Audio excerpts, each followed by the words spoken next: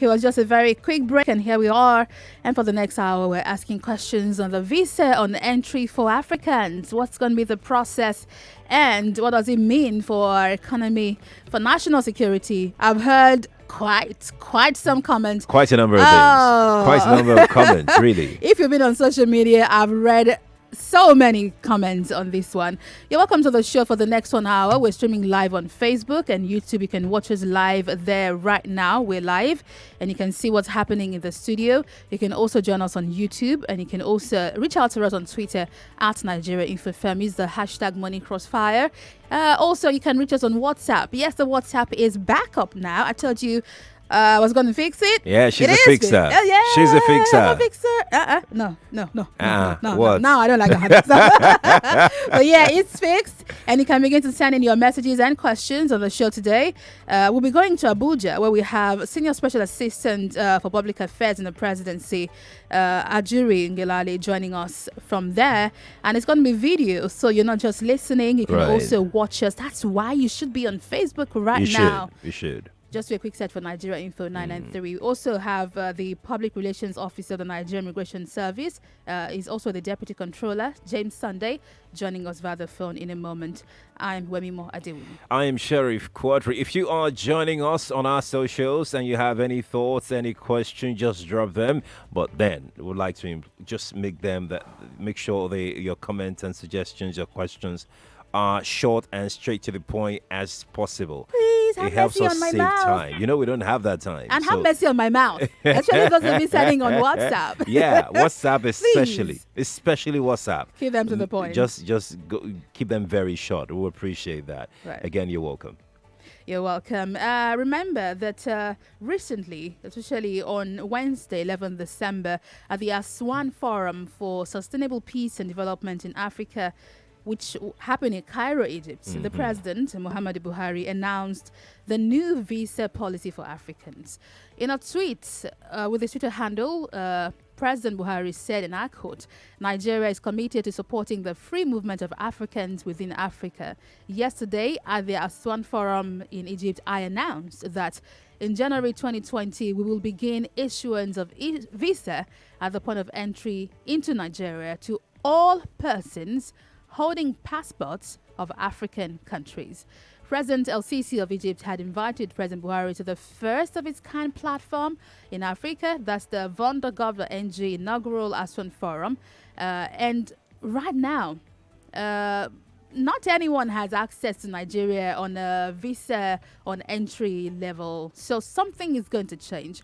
Also, the Controller General of Nigeria Immigration Service, Muhammad Babandide, in a statement on Friday, 13 December, said, and I quote, "Nigeria's strategic decision is taken to bring down barriers that have hindered the free movement of our people within the continent by introducing the visa at the point of entry into Nigeria with effect from January 2020. How will this affect the Nigerian economy? Remember that the borders are still shut. And how does this hamper with, if it will at all, national security? We have joining us via the phone and also live on video on Facebook and YouTube, Adewuni Ngilale. He's the Senior Special Assistant for Public Affairs for the President. Welcome, Adewuni. Thank you so much. Good morning. Thank you so much. Good morning to you, and good morning to our viewers and our listeners out there. It's really a privilege to be on this program. Better with that sound. Would have to do a bit better with that sound, but we can see you here. Can you? Okay, we're working that out in a moment. But head over to Facebook. Yes, I can hear you. Tell us what you see. If you can, all right there. We can see you live there. So let's start off with the Aswan Forum. Which, of course, and the first question I saw Nigerians asking was, why does the president announce things like this to us outside of the country? Outside of the country. Why do we get to know? We get to hear this first. From when he was in Egypt. Was this pre-planned, or was this a spur of the moment thing for the president? Can you tell us about that? Yeah, thank you very much. First of all, let me just say that, the president has made many announcements within the country. It's not something that's unusual for heads of state to gather together at these forums and announce to their colleagues and to the international press some of the kind of procedures or policies or activities that will affect the international community in a way that's unique. When we look at what was actually announced, we would be able to appreciate that this is an international initiative, essentially. What you're doing is you're telling the international community that this is now going to be, this visa on arrival program, effective in January 2020, is going to be something that's obviously going to have a huge amount of impact on international investors, on international public actors, private sector operators, etc. So, it just makes sense that if you're in a room with Bloomberg, you're in a room with CNN and all of these other international news networks, as well as Nigerian media, by the way, who are also present there, then it just makes sense to share that information with those who will impact the most. Nigeria. But let's track back a little. Some time ago, some few weeks ago, the federal government closed the land borders, and it took a while, but then eventually other African countries started responding to it.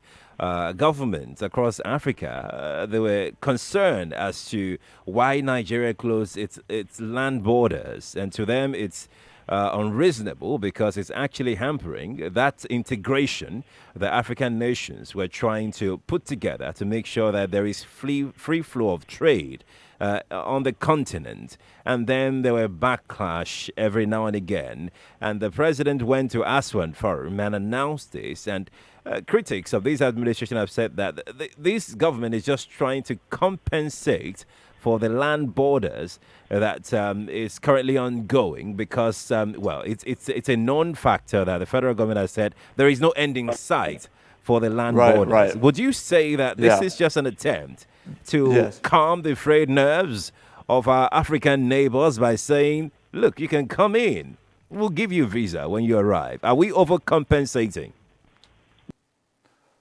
Well, thank you very much. It's an intelligent question. I will just say that, when we hear some of, like you actually referred to them as critics.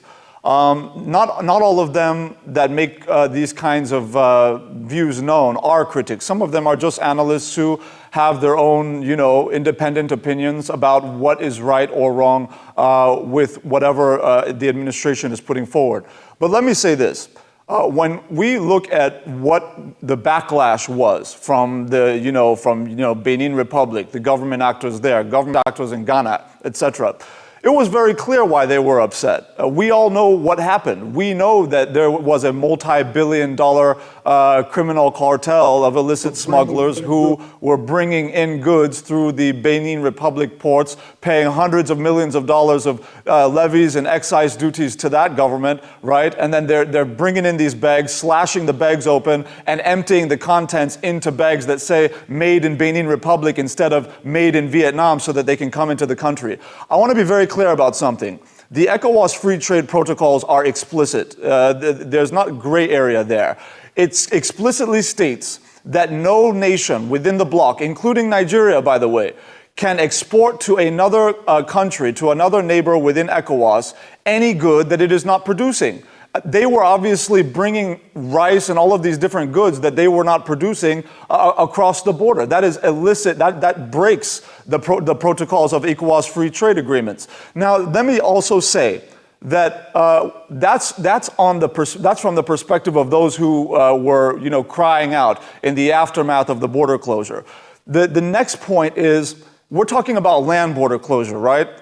So much gets talked about in terms of border closure, that you almost get the impression that the nation just kind of shut down, like there's an import and an export embargo on pretty much all, trade. And that's just simply not true. There's a reason why, for example, our imports have gone from, our customs duties, our customs revenue generation has gone from 4.5 billion naira per day to now about 9 billion naira per day. That's double. So that should tell you that in stopping the illicit flows over the land border, the legal flows coming in from the airports, the seaports, are coming in at a higher rate. So therefore, free trade is not really being hampered here. Especially. But let's quickly speak with Mr. James Sunday, who's joining us just for a few minutes because he has to travel. We thank you for joining us. He's the Public Relations Officer of the Nigeria Immigration Service and also Deputy Controller. Mr. James Sunday, thank you for joining the show. Thank you very much. Now, let's go straight to it. What's this visa on arrival for non-Africans? I know before now we had visa on arrival for some category of people coming into Nigeria. So tell us, what exactly has changed? What were we doing before in terms of having visa on arrival and what is going to happen from January with this new policy the president announced?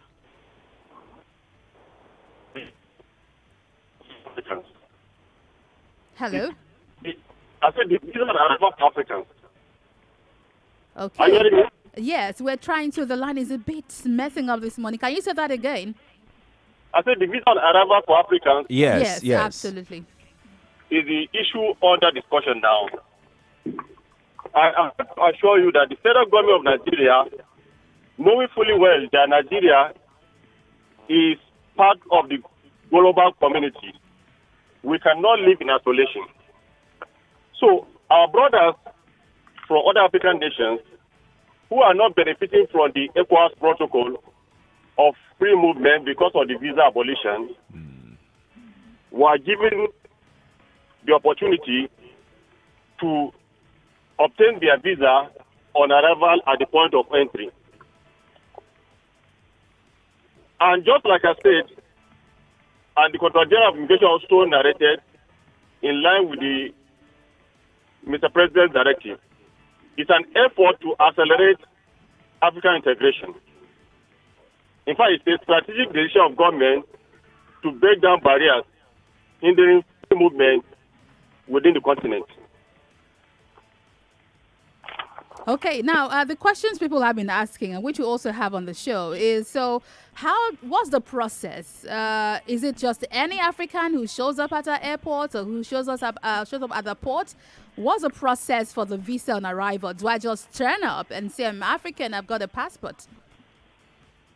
Okay, the visa on arrival was a reform that was embarked upon by the Nigerian Immigration Service after approval was given by the federal government. In September 2017, the Nigerian Immigration Service launched a new visa regime that is called Automated Visa Processing System, and also known as Visa Case Management System, VCMS, which has to do with biometric enrollment system when you are coming into the country, bringing Nigerian visa to international standards. It was rolled out in various Nigerian missions to phase out the old visas gradually by implementing on one global visa regime. Also at our various ports of entry, like the Murtala Mohammed International Airport, Nnamdi Azikiwe International Airport, Malam Aminu Kano International Airport, and other entry points, passengers are expected to come through the airport after applying. That's for those who are supposed to come ab initio with the formal visa on arrival that you apply for online. Okay. But for Africans, Mr. President has given them the opportunity to come only to be issued at the point of entry when they go through all the immigration security clearances of biometric enrollment, checking through the watch list, suspect index, and every other tool that is used for control of human mobility and migration. Are you saying for Africans all of this is done right there at the airport or at the port? They don't have to check in online with immigration? There's no country in the world that allows individuals or groups to enter its country without security clearance. So immigration clearance is now technology based. And we have the facility at the airport. As soon as your biometric is captured, we have all your details. Okay. And we have the Interpol facility that's in place at the service headquarters. Even as now, we have the risk analysis cell where we analyze every individual coming to the country before he arrives in the country. It was just launched by the Controller General last week. Or at least. Does this mean that, which is what I need to get clear, does this mean that Africans will also go onto the web to, process their visa and then they're giving a visa on arrival, or they just turn up at the ports or at the airport and then we go through this process? Is the process done before they leave their countries or when they get here?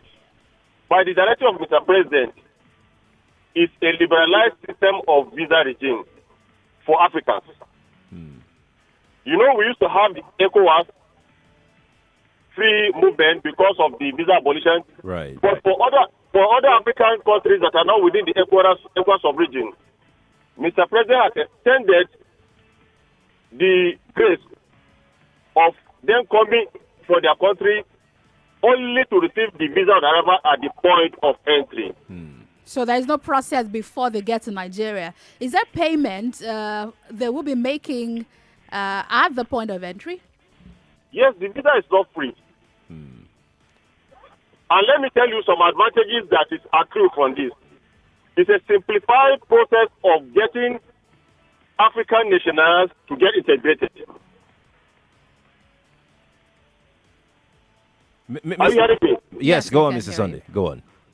It guarantees the nation improved border security through biometric capturing, because when they come, we capture the biometric at the point of entry. And we do also verification through the electronic system.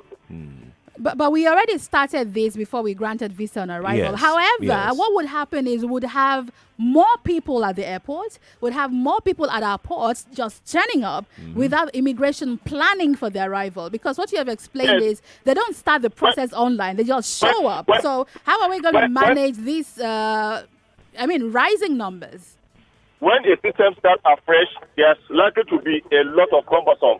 But with training and retraining, and with the number of officers that are deployed now, that have IT knowledge, immigration is on top of the issue. And I'm telling you, the federal government took that policy and direction because they know the capability and ability of Nigerian American service after today. What I want to know, Mr. Sunday, is this, and I'm sure Nigerians are wondering as well.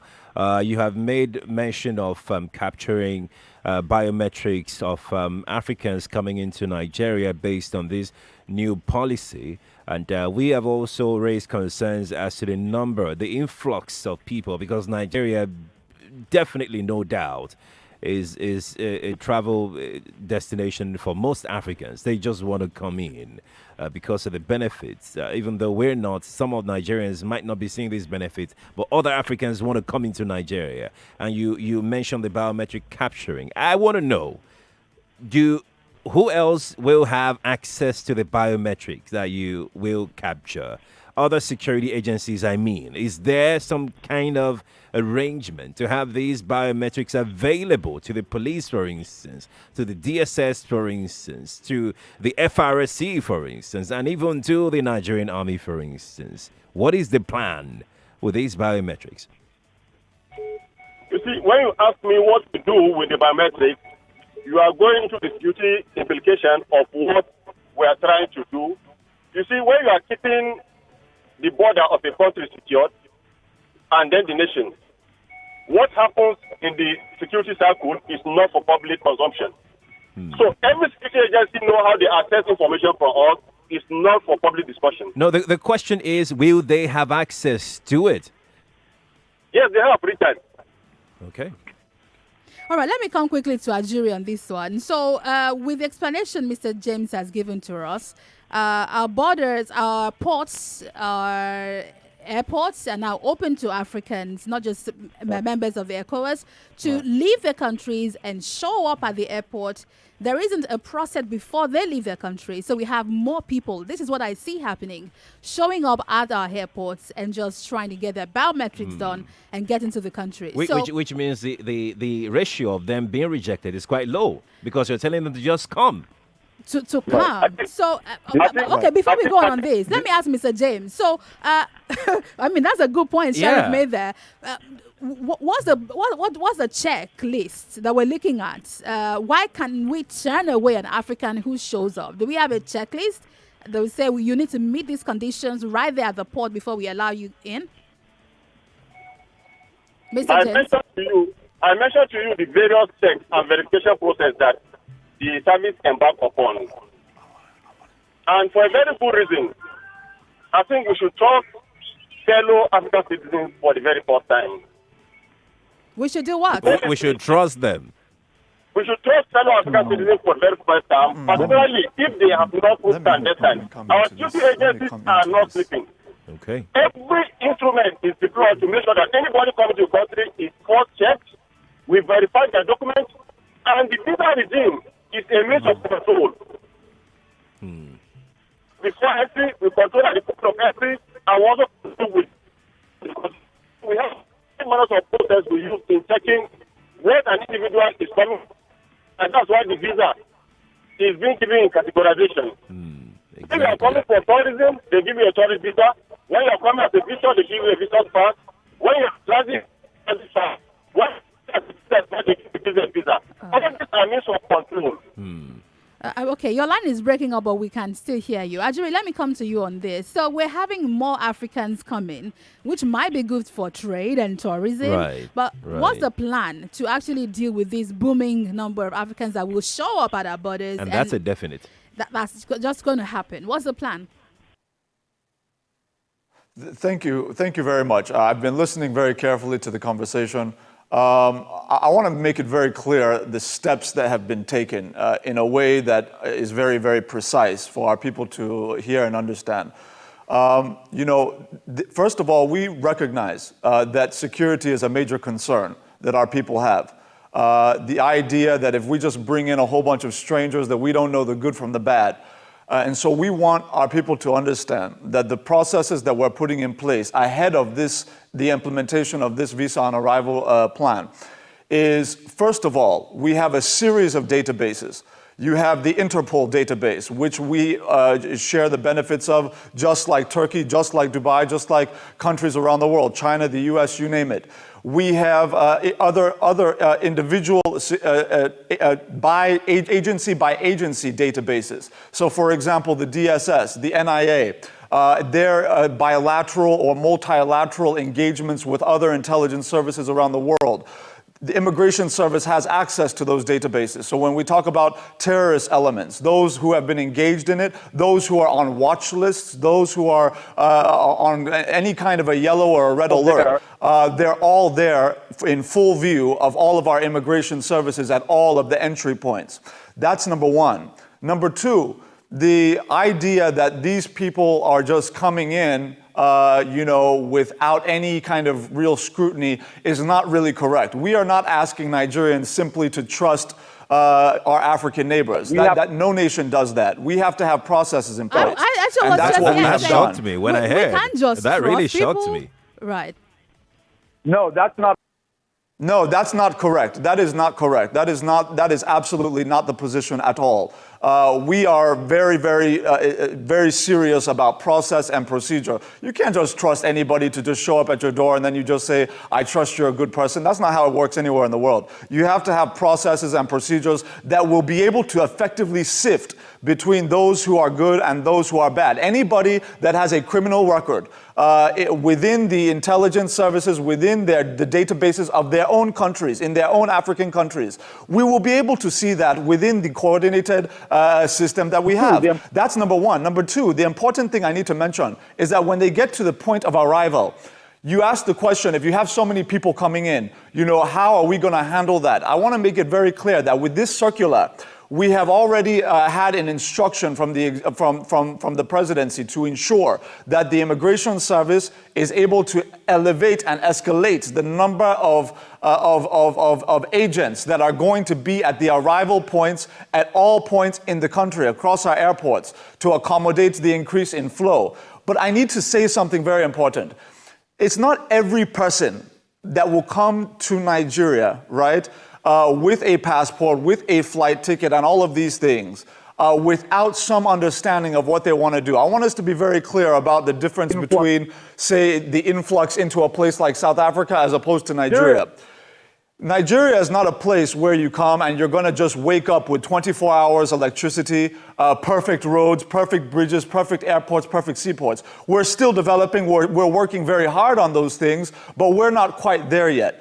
So the idea that the people coming in taking advantage of this visa on arrival policy are, are criminal elements, are people who don't have some sort of means, but they have the ability to get a flight ticket to pay for their visa, it doesn't really make a lot of sense. I think that anybody who comes into Nigeria with after paying for the visa, paying for your flight ticket and all of that, they would know what it is that they're coming here for. And as long as they don't have any kind of criminal record within their country and they're not flagged on Interpol or any of the other sets of security databases that we're going to be using, then we should welcome them with open arms, because ultimately these are the people that are going to be creating jobs for our people. Head out to a break right now. When we return, you mentioned processes that it will be followed, and Nigerians If you've been through our airport before, you know that those processes, even as Nigerians traveling out or making use of the airport, those processes can actually be bypassed. Corruption by immigration officers, by officers at the airport, is another thing we should be looking at. But let's go to break. When we return, we'll talk about how these processes can be strengthened so that somebody doesn't just hand the immigration officer a bar of chocolates and you just wave the person. Oh, go, madam, madam. Not chocolate. Let's go to break. We'll be right back. Stay here. I'm Sheriff Quadry. I'm Wemimo Adewuni. From your number one talk news and sports station. This is the Morning Crossfire with Wemimo and Sheriff.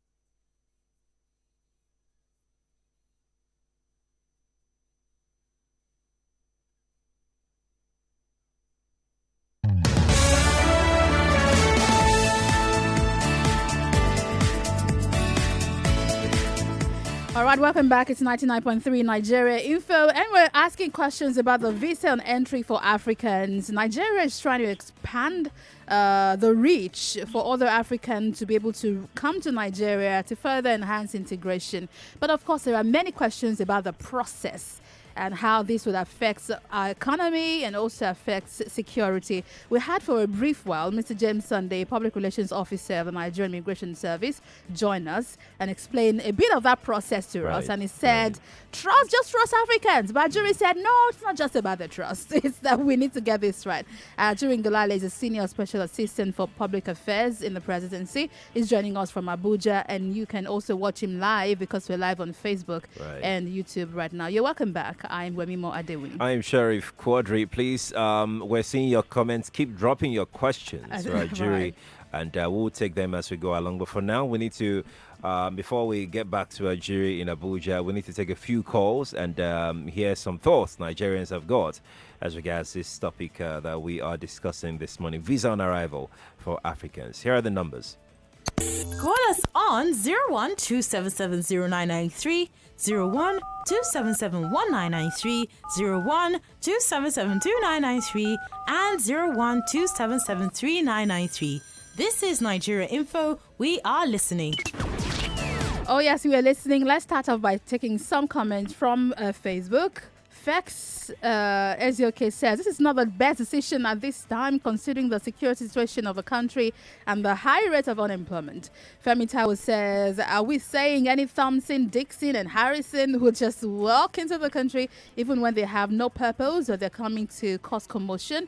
We're still battling insurgency. Well, with what Mr. James Sunday said, the different categories of visa would also apply on arrival. Ismail Abdul Hafiz Akoni says, this is not a good idea for security reasons. Festus Okundia is asking, are those agencies that cannot check smuggling, are they the same ones to be entrusted with this responsibility? Says it's a wrong policy. Sisi Tiatia, I can't get the other name, says, what if you're a tourist? How does this work? There's a tourist visa if you're coming in as a tourist. Ajuri, the question goes on and on about security, and that's a big question on the minds of Nigerians, especially because we're still battling insecurity. And one of the reasons the borders are still shut is not just because of rice and petrol smuggling, it's also because of security. So the big question here again is, do we have intense plans? Remember that currently we don't even have a database of Nigerians. Like I always say to people, my name could be Aisha in Lagos. I could go to the next streets and my name is Titi. I mean, I could be anything, anywhere I want to be right now in this country and almost get away with it. So how, after giving them the visas, so someone says they're coming in, maybe visiting visa as a tourist, and then they just disappear and we can't find them. So what's the plan to make sure that this does not turn around to hurt the country? Thank you very much. We are absolutely sympathetic to the fact that we have been battling security challenges now for several years. It's natural that Nigerians will be concerned about security when we talk about this visa on arrival program. And that is why we're working very hard to make sure our people understand the specifics of how the program works. There are a lot of long-standing perceptions about Nigerian government agencies, particularly when you talk about immigration and customs, police, and some of the others, where obviously there's a lot of distrust and there's a sense out there that the right things are not being done. And so what we're saying is this. We have set up a system that is not just dependent on one agency or one official of one agency doing the right thing. What you're going to have at all of these checkpoints is a coalition of rotating agents, right, from multiple agencies working together in the same process. So instead of, because just before we went on the break, my brother asked, he made the comment about the idea that you can give chocolate to somebody and they can change their mind or do something wrong. Well, that is a reality of our history. That's a reality of our past. But I would challenge any Nigerian to, bring up an example in recent years where they've gone into an airport, right, and paid somebody with customs or immigration, right, to basically not stamp a passport or to overlook an expired visa. I personally have not seen anything like that. I've been in the media. I have not heard about an incident like that. So I think we should also acknowledge progress that has been made. To the point that you made, Wemimo, which is a very important point, the idea that people are basically not being tracked in the country. I think there are, this isn't an all or nothing proposition. Every nation, whether you're first world or third world or in between, it's about progression, right? The key is what direction are you going in? When we talk about the BVN, we talk about the NIMC and the capturing of the NIN and all of the things that go on. The recent linking of, if you want to go now to go and get your passport, for example, as a Nigerian citizen, you have to go and take a tax clearance certificate to show that you have paid your taxes, for example. We have been working very hard over the last 4 years to link all of these processes and databases together to check exactly what you're referring to when you talk about, identity management and making sure that people are effectively tracked. The next point I want to make is very important, is that these individuals coming into the country are coming in for specific types of visas. So, for example, somebody comes in for a visa on arrival, and that visa on arrival is for religious activity. Maybe he wants to go to the synagogue or some other church for maybe a weekend event or a month's event, whatever the case may be. He's going to have to give very precise information about where that location of that church is, where he's going to be staying, what the contact information is, how much money is he bringing into the country, so can it sustain him, and then how long is his visa going to be for? Is it going to be for 60 days? Is it going to be for a year? So these are all of these things, all of this information is being provided at the front. So not only are you going through the security checks that I've mentioned across the databases of these agencies internationally and domestically, you're now also having to be very precise about stating why you're in the country, and then once you do that, where are you going to be? So that if you tell me that you're going to be in the country for a month for a tourist visa for 1 month and you're going to Calabar and you're staying at a particular hotel, these are things that can be tracked and monitored. And I think that's very important for our people to understand. Yeah. When I arrive here, when you go to their airport, on arrival, it's wow. Everything is digitized. Even you need to use your boarding pass before you are allowed in. All of the process has been reintegrated. It's technology that's capturing done right there. I don't see that done at our airport in Nigeria, not here in Lagos. By the way, all of the things are still being checked one after the other manually, basically almost manually. Can't we take a cue from Ghana? Currently, Nigeria has access to visa on arrival in 45 countries. But for most of those countries, you need to apply from here before you leave. You don't just leave Nigeria and show up there. You need to at least start the process online. But what we've been told is we're not doing that. We're saying you're all Africans, just come. But what about the technology to make sure that this tracking is possible? Yeah, thank you very much, Wemimo. I think a part of it is understanding the fact that our infrastructure right now is undergoing upgrades. And I'm not just talking about just the limited, narrow scope of technology that you're talking about right now, which has to do with identity, which has to do with immigration management and all of that. I'm actually talking about the fact that if you're, for example, you mentioned Lagos International Airport. We know what the facilities in the old Murtala Mohammed International Airport terminals are like. It's not a secret to anybody who has ever passed through that.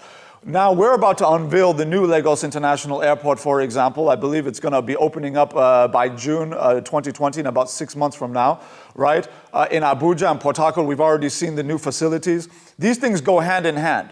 You have scanning systems in these new airports that simply are not available in our older airports, that weren't available until they had opened. So clearly, as we're progressing, as we're building this new infrastructure, it's evolving with the security measures that you're referring to. Unfortunately, those airports, the really critical airports like Lagos in particular, has not yet opened. But 6 months from now, that will be available for all Nigerians to see and experience. Infrastructure.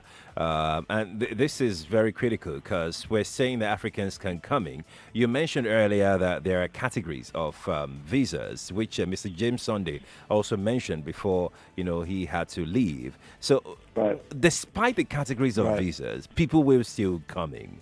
The categories of visas will not limit the number of people that will come in, because we're saying that you all can come in. Don't worry. You all can come, because we're trying to promote integration in Africa. Look at the infrastructure we have right now, currently in Nigeria. Power, no. Roads, no. Housing, no. What are we having people coming to do? Thank you. Thank you for that question. It's a legitimate question. This is why we are, for the last 4 years or so, President Muhammadu Buhari has been so focused. When you hear President Buhari speak in public about policy, about activities of his government, 8 times out of 10, he's talking about infrastructure, the infrastructure that we're putting on ground. And I want to be very clear about what those are in specific terms. We know that in 2016, there was no Lagos-Ibadan rail line there. We started construction on that in 2017, and now you're seeing the free rides moving out from Iju across Abeokuta into Ibadan, right? Now that's going to take off, I think, in May. That's just one example. There are roads around the country. Look at Second Niger Bridge. That was a drawing. You now have 26-story pillars coming out of the water. They've already gone into the decking phase. A 206 billion naira bridge that has been in the works, has been talked about for 40 years and is finally getting done. You go to the north, you see Abuja-Kaduna-Kano Expressway is 6 lanes that is being constructed. You go to the south-south, you see Boni-Bodo Road, finally linking NLNG, from Boni Island to the mainland for the first time ever. Right? That's a 120 billion naira road. Then you have the Lagos-Ibadan Expressway that's separate from the rail line, that's being expanded with 4 new interchanges and all of that. These are just some of the projects going on. Now, within the new infrastructure plan that the president has put forward, the $22 billion plan, what do you have there? Because this is it goes very much in line with the conversation we're having in the visa on arrival.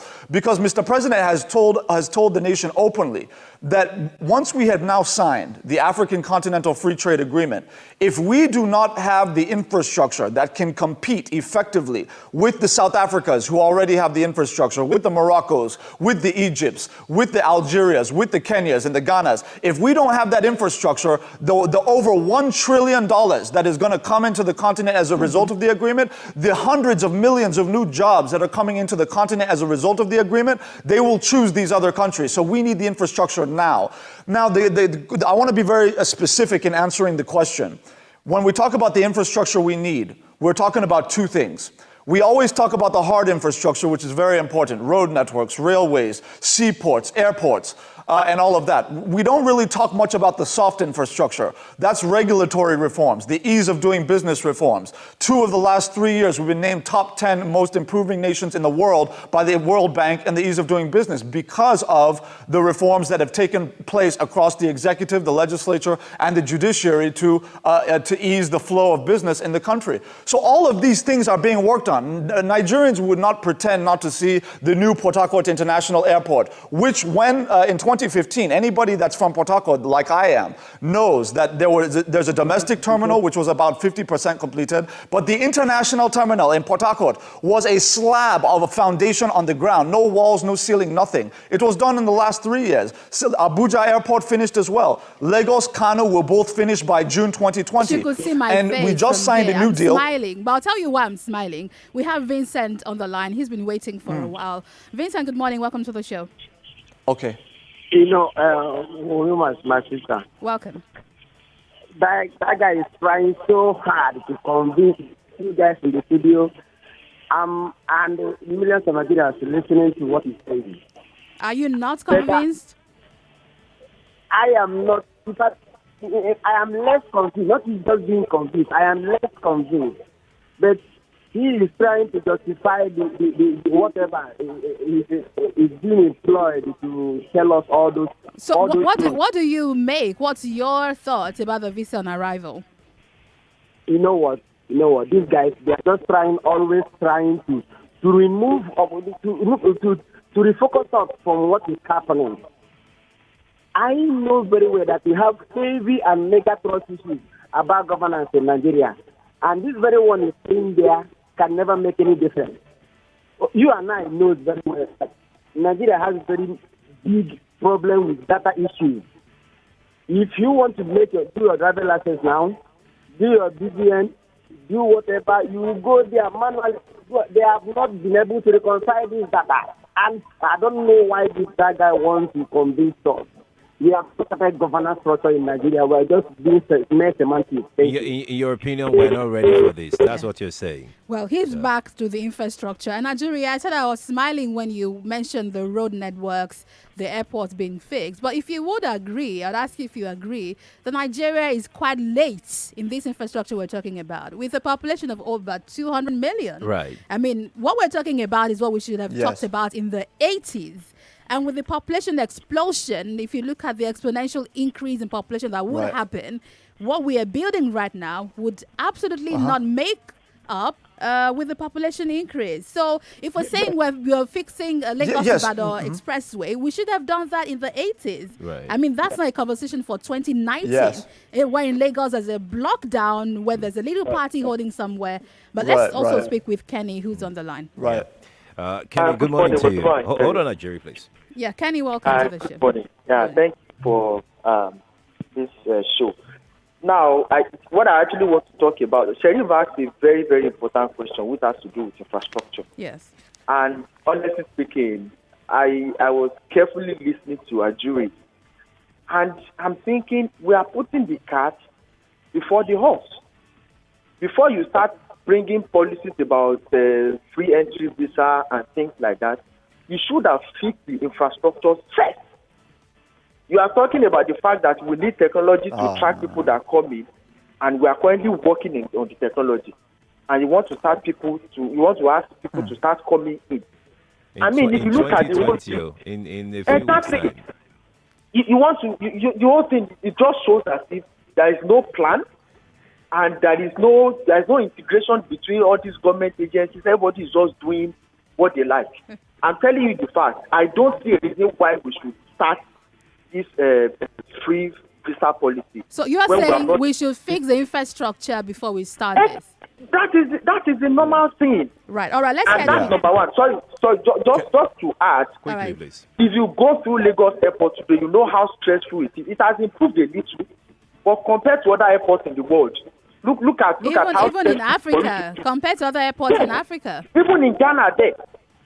And then you now want to introduce a new policy and say you will bring in more immigration officers. Forget it.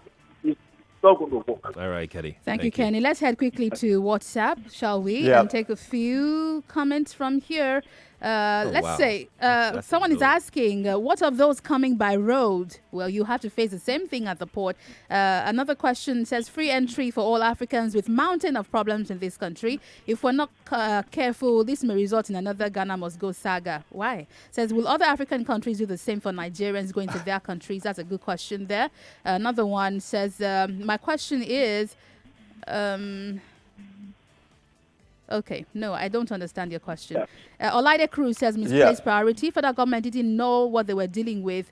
It seems like there are some people who are confusing the government on different bad policies to make the president fail. Says a country that's porous in security and internal strategy cannot succeed with such policies. Says immigration is speaking too much grammar and this might just fail. Olukayode Abogori says on WhatsApp, I think the government did not think this through properly. With this present level of facilities and amenities, this visa policy would only put more strain on them. Let's quickly have Gucci here. Can I? Calling from Abule-Egba. Gucci, good morning to you. Morning. Good morning. Is your name Gucci? Gochi, as in G-O-O-C-H-I-I. Okay. Gochi, all right. Welcome to the show. Yeah, thank you very much. I think the policy is very, very, very beautiful. And the first person who thinks it's beautiful. We are being futuristic. I called some time ago when this topic was raised. I did something about it. I saw it coming 3 years ago. So the thing is this, but the problem we are having, like some Nigerians have been expressing, is this: the government has another job to do in the sense sensitizing the people, the benefit we stand to gain. And when these African brothers start coming now, how are we going to welcome them?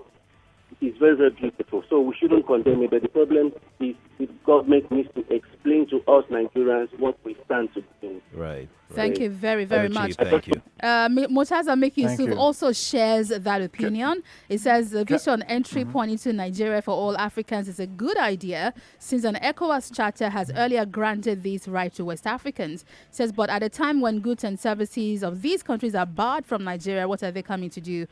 Joy Forever also says it might be good for trade, Thank you. but for airport users, it means more hours to be wasted for clearing, considering the snail work of immigration and the demand. They need to register online first to help with planning, and also so the airlines should have records. Sulaiman Bidemi on Twitter says, what happens to the migrants already in the country? My thought on this visa on arrival is to make it website-based registration so there would not be overcrowding at the airports, seaports, and the borders. Ajuri, would you like to respond to any of these Yes, contributions? Of course.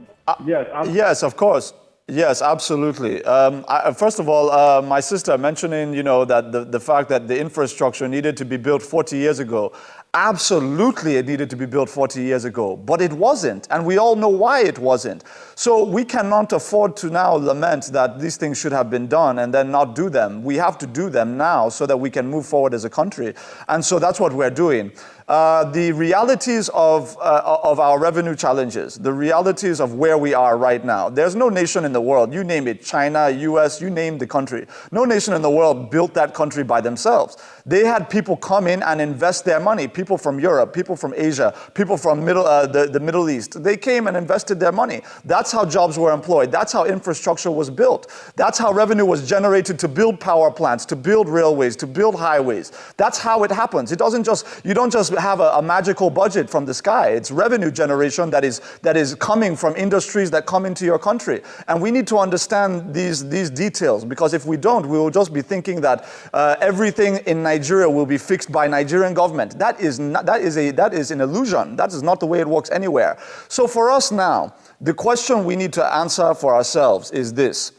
On the one hand, when we close the land border, even though now everybody is seeing the positive benefits of it in terms of revenue generation, in terms of the reduction in PMS diversion and all of that, even the inflow of weapons, even insecurity, herdsmen and all of that, we're seeing a lot of changes.